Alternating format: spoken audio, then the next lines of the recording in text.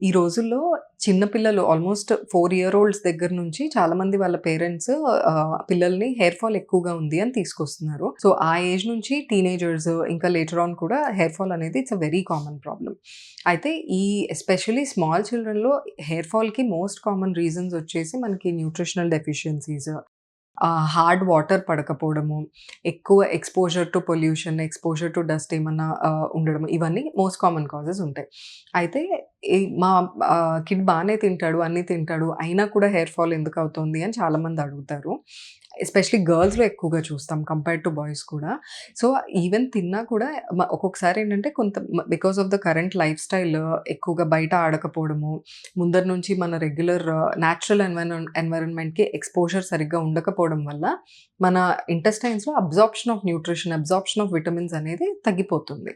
ఆ తగ్గిపోయినప్పుడు తినే ఫుడ్ హెల్తీగా తిన్నా కూడా ఇమ్మీడియేట్‌గా అబ్జార్ప్షన్ లేక కొన్ని విటమిన్ డెఫిషియన్సీస్ చూస్తాం. వీటిల్లో మోస్ట్ కామన్‌గా విటమిన్ డి, ఐరన్ ఇవి 2 చాలా కామన్‌గా తక్కువ ఉండడం చూస్తాము. సో, ఇన్ కేస్ మీ ఇంట్లో గనుక పిల్లల్లో అనుకున్న దానికంటే ఎక్కువ హెయిర్ లాస్ గనుక మీరు గమనిస్తుంటే, ఒకసారి వెంటనే ఏమన్నా విటమిన్ డెఫిషియన్సీస్ ఉన్నాయా అనేది చూసుకోవాలి. వాళ్ళు తినే ఫుడ్‌లో ఇనఫ్ పోషకాహారం వస్తోందా అనేది చూసుకోవాలి. ఇప్పుడు చాలామంది కన్వీనియన్స్ కోసం రెగ్యులర్‌గా బ్రెడ్, బిస్కెట్స్, ప్రాసెస్డ్ ఫుడ్ అనేది ఈజీగా ఇచ్చేస్తూ ఉంటారు. పిల్లలు ఆకలి అనగానే ఓకే బిస్కెట్స్ ఇచ్చేయడము. ఇలాంటివి కాకుండా కుదిరినంత వరకు హోల్ ఫుడ్స్ పెట్టడానికి చూడాలి. సో, అలా పెట్టినప్పుడు ఏంటంటే వాటిలో ఉన్న B complex vitamins, zinc, iron ఇవన్నీ బెటర్‌గా బాడీలోకి వెళ్తాయి. ఎక్కువగా మైదా ఐటెమ్స్ పెడుతూ అప్పుడప్పుడు వెజిటబుల్స్ పెడితే ఆ మైదా వల్ల ఇంటెస్టైన్స్‌లో కొంచెం అబ్జార్ప్షన్ కెపాసిటీ తగ్గిపోయి కూడా పిల్లల్లో ఇష్యూ వచ్చే ఛాన్స్ ఉంటుంది. దాంతో పాటు ఎస్పెషల్లీ సిటీస్‌లో ఉన్నప్పుడు హార్డ్ వాటర్‌తో ఎక్కువ హెయిర్ వాష్ చేపిస్తుంటే గనక దానివల్ల కూడా స్కాల్ప్ అది డ్రై అవ్వడము, సెన్సిటివ్ అవ్వడము, హెయిర్ ఫాల్ అవ్వడం జరుగుతుంది. సో, అలాంటప్పుడు ఎయిదర్ డ్రింకింగ్ వాటర్‌తో అన్నా హెయిర్ వాష్ చేపిచ్చాలి ఆర్ వాటర్ సాఫెనర్ అన్నా పెట్టుకోవాలి. సో, డైటరీ చేంజెస్ చేసుకొని, ఎక్స్‌పోజర్, ఎన్విరాన్మెంటల్ చేంజెస్ చూసుకొని, ఎక్సర్‌సైజ్, ఫిజికల్ యాక్టివిటీ రెగ్యులర్‌గా ఉండేలాగా పిల్లల్లో చూసుకోవాలి. పిల్లల తర్వాత టీనేజర్స్‌లో కూడా ఈ మధ్యన హెయిర్ ఫాల్ కామన్‌గా చూస్తున్నాము. ఇన్‌ఫాక్ట్ ఫ్యామిలీలో బట్టతల ఉంటే గనక ఇంతకుముందు యూజువల్లీ మెన్‌లో 30 తర్వాత లేదంటే 40 తర్వాత హెయిర్ లాస్, బట్టతల రావడం చూసేవాళ్ళం. కానీ ఈ రోజుల్లో ఆల్మోస్ట్ 15, 16 ఇయర్స్ నుంచి కూడా బట్టతల వచ్చే తత్వం కనిపించేస్తోంది.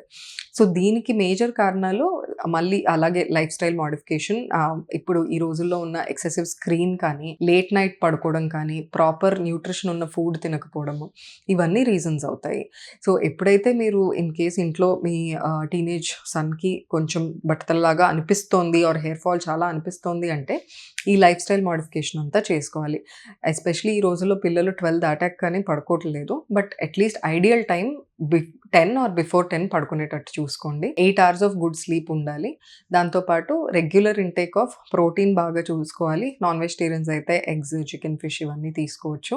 వెజిటేరియన్స్‌కి మనకి లెంటిల్స్, తర్వాత సోయా, టోఫు ఇలాంటివి తీసుకోవచ్చు. Protein intake, vegetable intake and ఓవరాల్‌గా హోల్ ఫుడ్స్ అంటే ప్రాసెసింగ్ తక్కువుండి మనకి నట్స్ కానివ్వండి, లేదంటే ఓవరాల్‌గా ఈ ఉడకపెట్టిన లెంటిల్స్ కానివ్వండి, ఇలాంటివి ఎక్కువగా ఉండేలాగా చూసుకోండి. సో, డయట్ అండ్ స్లీప్‌తో పాటు ఎక్సర్‌సైజ్ అండ్ ఫిజికల్ యాక్టివిటీ కూడా అంతే ఇంపార్టెంట్. సో, మనం చదువుకుంటున్నారు, ఎక్కువసేపు కూర్చుంటున్నారు అన్నప్పుడు డేకి at least 30-45 minutes of physical activity అన్నా ఉండేలాగా చూసుకోవాలి. ఇవన్నీ చేసినప్పుడు ఆ బట్టతల వచ్చే తత్వం ఉన్నా కూడా దాన్ని మనం పోస్ట్‌పోన్ చేసుకోవచ్చు. విటమిన్ డెఫిషియన్సీస్ ఏమన్నా ఉంటే వాటిని కరెక్ట్ చేసుకోవచ్చు.